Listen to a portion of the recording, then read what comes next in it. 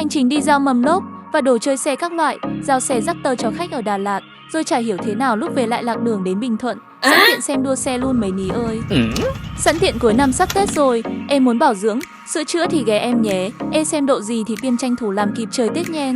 Bên mình chuyên đồ chơi xe các loại theo yêu cầu Luna, camera 360 độ, màn hình giải trí, tích hợp tất cả các tính năng hiện tại, đèn bi cầu tăng sáng các loại, led viền full nội thất, bọc da ghế, bọc trần, mầm lốp các loại xe, sơn xe đổi màu hoặc chảy xước, xóa xước kính đánh bóng kính. Phim cách nhiệt cao cấp set cùng thương hiệu Mỹ, nhất xe cao cấp Ulver đến từ Đức. Vân vân, anh em cần gì cứ liên hệ nhé.